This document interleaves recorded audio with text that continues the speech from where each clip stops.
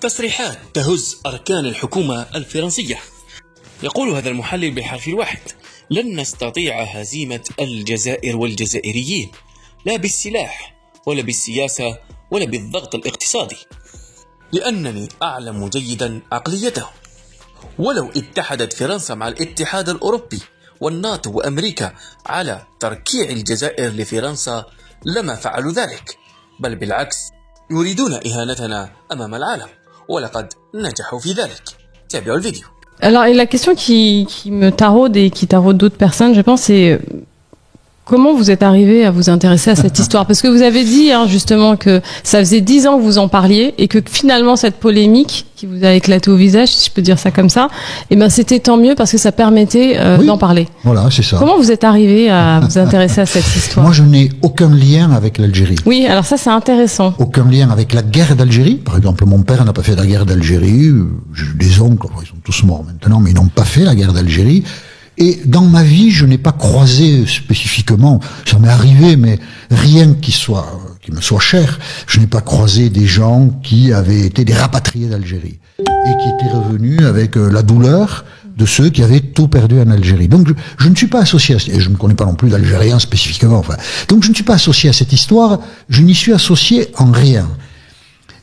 J'ai découvert cette histoire, j'ai déjà eu l'occasion de le dire une fois, mais par l'intermédiaire de Charles de Gaulle. Je me suis intéressé, ça oui, au retour de Charles de Gaulle au pouvoir, parce que c'est une aventure extraordinaire. Charles de Gaulle a quitté le pouvoir en 1946 et il revient en 1958. Et il revient, son retour est rocambolesque. Donc son retour m'a intéressé. Et j'ai croisé là la question de l'Algérie française. Puisque ce sont des gens favorables à l'Algérie française, des militaires, mais pas que, qui permettent à De Gaulle de retrouver ce qu'il avait perdu, c'est-à-dire le pouvoir. Donc je me suis intéressé à l'Algérie française, et pas tant à la guerre d'Algérie, en fait. Assez vite, la question qui m'a fasciné, c'est l'Algérie française. Pourquoi l'Algérie française ? Pourquoi pas le Cameroun français ? Et pourquoi justement ? D'où ça vient ? Ah bon, on va y venir, mais si vous voulez, vous le savez comme moi, mais pourquoi ? Pourquoi on a investi sentimentalement cette terre qui est très loin géographiquement et qui est très loin culturellement? Pourquoi on a dit ça c'est la France?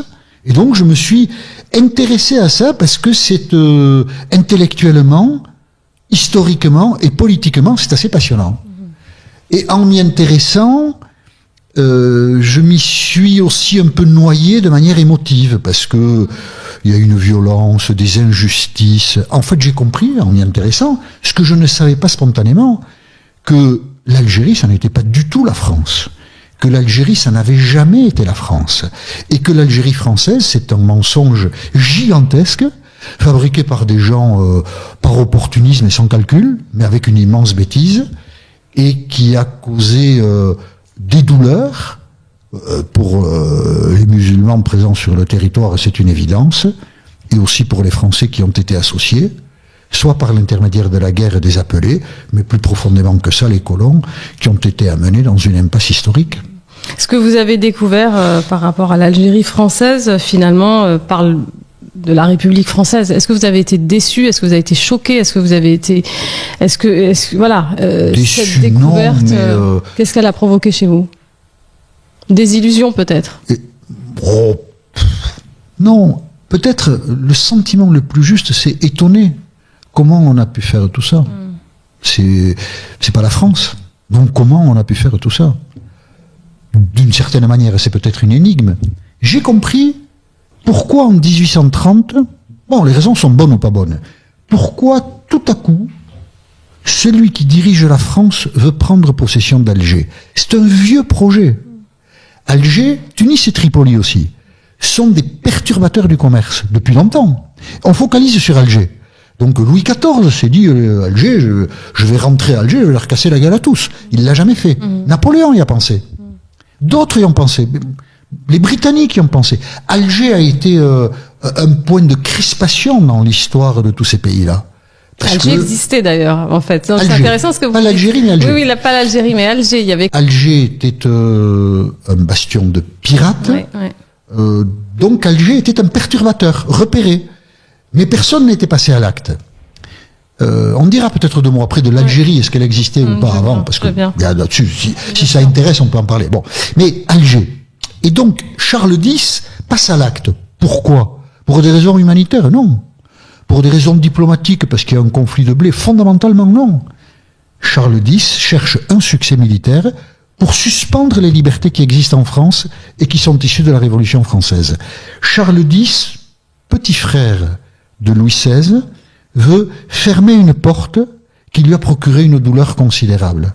Et donc il investit Alger. Et après, une fois qu'il a le succès militaire, il pense que le prestige qu'il a acquis lui permettra de suspendre les libertés. Et c'est ce qu'il fait le 25 juillet 1830. Il prend 4 ordonnances qui suppriment la liberté de la presse et qui suppriment le Parlement.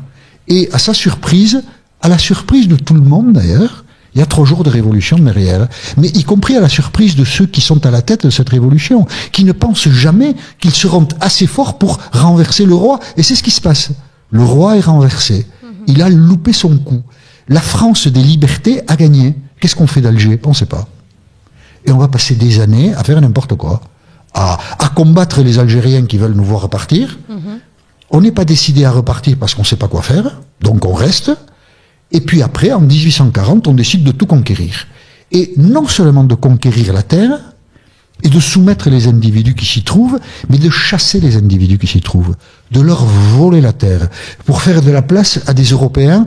On espérait qu'ils seront français, mais en fait, ils seront plutôt espagnols et italiens, et aussi des Français, qui viendront tenter l'aventure. C'est la colonie de peuplement. C'est la colonie. C'est la caractéristique importante. Il y a très peu de colonies de peuplement dans l'histoire. Il y a la Nouvelle-Zélande, il y a l'Australie, il y a l'Afrique du Sud. Alors ça concerne pas la France, et il y a l'Algérie. Ce sera la seule colonie de peuplement. Un peu la Nouvelle-Calédonie, mais l'histoire est différente si on la regarde attentivement. Oui. L'Algérie sera la seule colonie de peuplement. On fait venir des Européens, on les installe, et on en fait un bout d'Europe, ou plutôt un bout de France. On ne peut pas appeler ça colonie, à l'époque, parce que en 1848, on va baptiser l'Algérie Algérie française, officiellement, et en faire des départements. Parce que 1848, ça c'est, la France maîtrise pas tout ça, il y a ce qu'on appelle un réveil des peuples, on secoue les vieux empires. Oui. Partout en Europe, il y a une contestation des empires. C'est une contradiction intellectuelle formidable.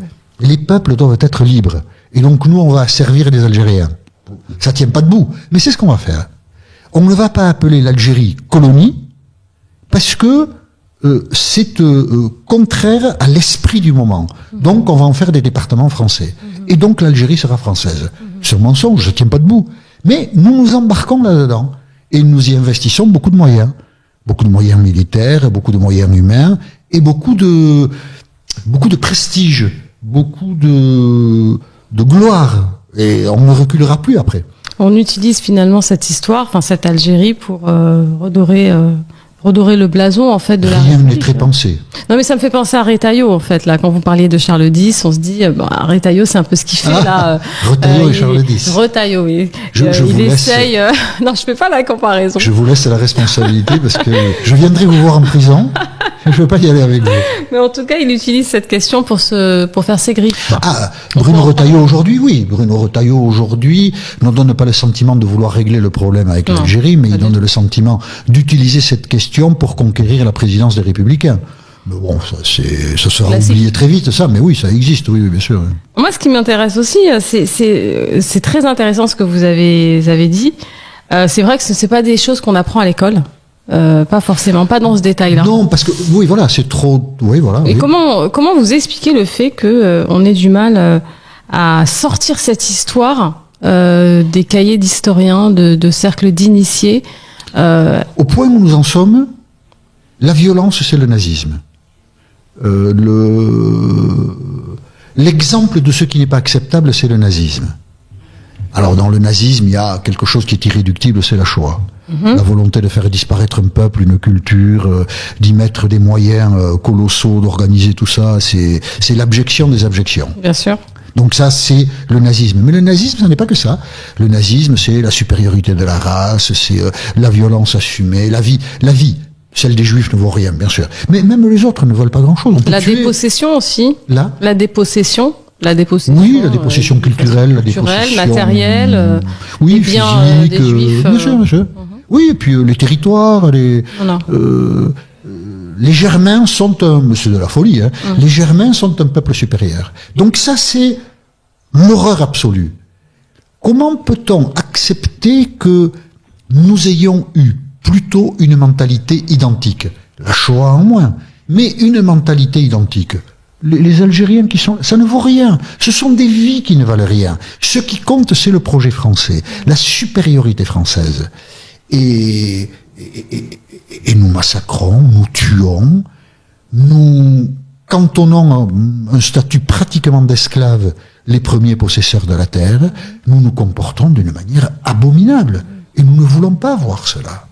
Et au sortir de la Deuxième Guerre mondiale notamment, la colonisation est dans les esprits tout de même. Nous maintenons cette idée, l'Algérie est française, parce que nous y attachons une part de notre identité, de notre prestige, et abandonner cela, c'est déchoir complètement. Et donc nous entêtons, cela finit par la guerre d'Algérie, et une fois que c'est fini, nous ne voulons plus en parler, parce qu'on a honte, parce qu'on sait qu'on s'est trompé. On s'est trompé non pas en menant la guerre contre les Algériens à partir de 1954, mais on s'est trompé à partir de 1830. Au fond, on le sait. Et donc, ne pas revisiter cette histoire, c'est éviter de se le dire. Et moi, je crois qu'un jour, il faudra qu'on se le dise. Parce que c'est le principe du refoulé. Ça nous gêne tout le temps. Ça revient tout le temps, ouais. Ça revient tout le temps. Ça revient tout le temps de manière inattendue, d'une manière qui nous blesse tout le temps. 2000 Stade de France, France-Algérie, les supporters de l'Algérie qui sont français sifflent la Marseillaise. Et le président de la République quitte les tribunes. Bien sûr. Mais en fait, qu'est-ce qu'ils disent, ces gens qui sifflent la Marseillaise? Ils disent, vous nous avez fait beaucoup de mal. Est-ce qu'on vous a vraiment fait beaucoup de mal? Oui. Mais on ne peut pas le reconnaître. Mais alors, quand vous dites ça, c'est très intéressant parce que je repense à ce que disait Alain Duhamel sur le plateau de BFM. Il disait, oui, mais il faut vraiment dire que cette histoire n'est plus la nôtre. C'est une autre histoire, c'est une autre société. Il gomme l'espèce de transmission silencieuse, invisible que se fait cette histoire. Que cette histoire, comment dire, cette histoire, elle est léguée finalement. Oui, c'est ça. Ça n'est plus la nôtre, bien sûr. C'est pas ni moi ni Alain qui avons conquis l'Algérie. Moi, je n'ai tué personne. Donc, ça n'est pas la nôtre. Mais c'est pas moi non plus qui ai écrit les droits de l'homme. Et les droits de l'homme, ils sont à moi. On est d'accord. Donc, voilà. On est dépositaire d'une histoire. On la fait vivre. Et on doit avoir suffisamment de maturité pour dire que dans l'histoire, nous sommes fiers de ceci et nous avons honte de cela. C'est la vie, quoi. Ça ne remet pas en cause la France. Mais il y a, moi en tout cas, il y a une part de la France que j'aime et il y a une part de la France que je n'aime pas. Voilà. De la France, de la République. Parce que c'est quelque chose que je dis souvent maintenant. Je pense qu'il est temps d'assumer la part sombre de la République. Il n'y a pas de République sans assumer la part sombre de cette République, que ce soit la colonisation ou d'autres choses. Moi, je n'introduirai pas l'idée de la République. C'est la France. Oui, après, c'est sous différents régimes. Oui, parce que c'est la France au sens où elle est incarnée par un régime dictatorial en France, c'est-à-dire le Second Empire, c'est un régime dictatorial. Celui qui le dirige juge que la situation faite aux musulmans en Algérie française est inacceptable et il veut créer un royaume arabe. Oui. Donc c'est un dictateur, hein. Mais là il dit non, là c'est trop, quoi. Ce qu'on fait là, ça va pas du tout. Et donc il veut changer les choses. Et les colons qui sont là n'ont de cesse que de contrarier les projets de Napoléon III. Et quand Napoléon III va tomber à Sedan en 1870, ils font la fête. Ils débouchent le champagne. Ils sont républicains. Les colons sont républicains. Donc ça brouille la perspective. C'est pas la République, c'est la France. La République, les dirigeants de la République sont comme les dirigeants d'avant, ils ont fait des choses bien, des choses moins bien. Alors moi concrètement, je me pose souvent la question, comment ce négationnisme, parce que le terme est trop fort. Trop fort. On est quand même on nie en fait des faits et on nie pas ce qui se passe, on le regarde pas, on n'en parle pas. Ouais. C'est une négation par omission. Alors ça n'est pas le négationnisme, c'est des gens qui disent les chambres à gaz n'ont pas existé. Ouais. C'est ça le négationnisme. Ouais. Ça n'a pas existé. Éric Zemmour récemment a dit les massacres il y en a eu. Bon voilà, donc il ne nie pas, mais il les compense par on a construit des hôpitaux. Bon d'accord, c'est son échelle de valeur. Voilà, très bien. Mais c'est pas du négationnisme, Alors, c'est une honte. On a honte de ça. Ou cet aveuglement, cette Non, honte, c'est de la honte. La honte me paraît être le mot le plus juste. On a honte de ce que nous avons fait et on n'aime pas que quelqu'un nous rappelle cela parce que ça nous met mal à l'aise. Donc n'en parlons pas. Voilà. Est-ce que vous diriez que cette honte, elle est plus présente dans la population française lambda que dans les élites? Quand je dis les élites, bon, c'est un terme un peu fourre-tout, mais que ce soit les politiques, les médias, ceux qui tiennent un peu, qui peuvent façonner d'une certaine façon l'opinion. Je crois qu'il y a beaucoup de gens qui se demandent mais pourquoi on en parle encore? Ouais. À quoi ça sert? Ça, c'est quelque chose qui revient souvent. À quoi ça sert? C'est pas une question qu'il est facile d'aborder, pas facile d'y répondre. Moi, j'ai souvent été confronté dans mon entourage à cette question. Mais qu'est-ce qui nous embête avec tout ça? Qu'est-ce que je réponds? Je sais pas. C'est en moi un sentiment d'injustice. Je ne vis pas confortablement en comprenant que nous n'assumons pas ce que nous avons fait de mal. Que ce soit là ou ailleurs, d'ailleurs. Voilà. Je vis pas confortablement, donc j'en parle. C'est un inconfort. Et cet inconfort, pour ne pas le ressentir, des gens me disent, mais pourquoi tu nous embêtes avec ça? Pourquoi tu veux nous mettre dans l'inconfort? Parce qu'au fond, cet inconfort, tout le monde le partage. Tout le monde. Tout le monde ressent la même chose. Quand on regarde... Mais il faut pas le dire. Donc voilà, parlons d'autre chose, quoi. Et on a suffisamment de problèmes aujourd'hui. Tu crois vraiment que parler de ces trucs-là, ça sert à quelque chose? Ben oui, ça sert à retrouver le confort. Reconnaître la douleur que nous avons répandue, ça sert à retrouver le confort, à avoir une claire conscience de ce qui est bien dans notre histoire. Sinon, tout est souillé. Si on ne distingue pas les choses, tout est souillé. À peu près entre 10 et 12% de personnes en France qui sont concernées de près ou de loin par cette histoire. Justement, ce confort, il faut le retrouver pour ces personnes, parce que ça fait quand même du monde. Et puis on a l'impression qu'on peut rejouer un... C'est un inconfort pour tout le monde. C'est un inconfort. Moi, je suis pas concerné. C'est un inconfort pour moi. Donc, moi, je suis pas concerné, moi. Je suis pas dans les 12 millions, là. Ou les 10 millions, ou les 6 millions. C'est un inconfort intellectuel, un inconfort moral, un inconfort psychologique. Il n'y a pas besoin d'être concerné par cette histoire. C'est juste un regard sur les choses. Comment moi je peux accepter que j'ai raconté cette histoire récemment, la France, les militaires français, les colons français enferment 2000 personnes dans le stade de Philippeville, 1955, c'est après la guerre, c'est dans la modernité des choses, et on leur tire à la mitraillette pendant 10 minutes. Comment je peux accepter ça? Comment je peux accepter que des adolescents, ils commencent leur vie, ils ne sont responsables de rien, ils ont été raflés.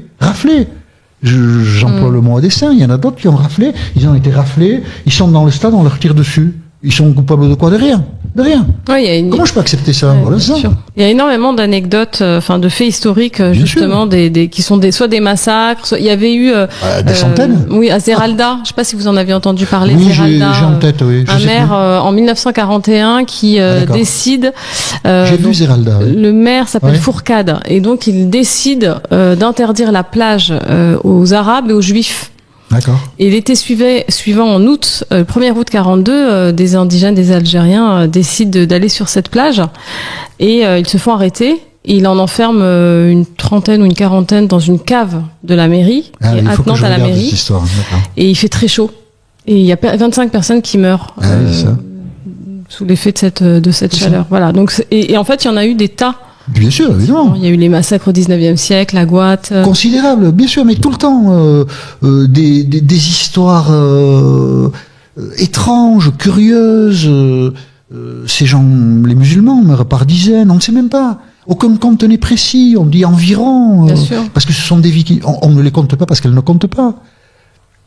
C'est un problème. Il faut se débarrasser de ça. Il faut regarder ça. Il y a la question des viols aussi. Oui, bien sûr. Les viols que Florence Baugé de Journaliste au Monde a beaucoup documenté. Oui, bien sûr. Effectivement. On est loin, en fait, d'avoir ouvert la boîte de Pandore parce qu'on reste cantonné aux 8 années de la guerre d'Algérie. Mais c'est vrai qu'on parle très peu de la colonisation et encore moins de la conquête, comme vous l'avez fait. On parle peu de la conquête, on parle peu de la vie quotidienne, on parle peu de l'organisation de la société. Les gens qui en parlent... introduisent un mythe, celui de la fraternisation, de la cohabitation des communautés. Tout ça n'est pas vrai. Parce qu'on essaie de s'arranger de l'horreur. Voilà. On ne s'arrange jamais de l'horreur. L'horreur, on s'en débarrasse quand on la regarde en face. Moi, ce qui m'intéresse aussi, c'est qu'est-ce qu'on dit aux jeunes finalement, parce que c'est quand même un sujet. Les jeunes sont, surtout aujourd'hui, sont très attachés aux faits. Alors, il y a des fake news, mais finalement, je pense que ça les rend beaucoup plus sensibles à cette question. Et qu'est-ce qu'on dit aux jeunes? Comment on s'y prend? Parce que l'enseignement, on dit la même chose. Enfin, dans le sens ils ont un pouvoir de transformation aussi, peut-être plus fort que les plus âgés. Non, moi, je suis faible pour entrer par ces portes-là. La France a su, par l'intermédiaire de l'université, convaincre certaines des siennes de travailler sur ces questions-là, de faire la vérité sur ces questions-là. Après, il y a un blocage, la société a du mal à en prendre connaissance. C'est pas un problème de génération, c'est un problème de psychologie. On ne veut pas être confronté à l'horreur. Ça concerne tout le monde. Quelqu'un qui a 20 ans aujourd'hui, 25 ans aujourd'hui, et qui accède à la conscience des choses, par amour de la France, par sentiment patriotique, il ne veut pas en entendre parler.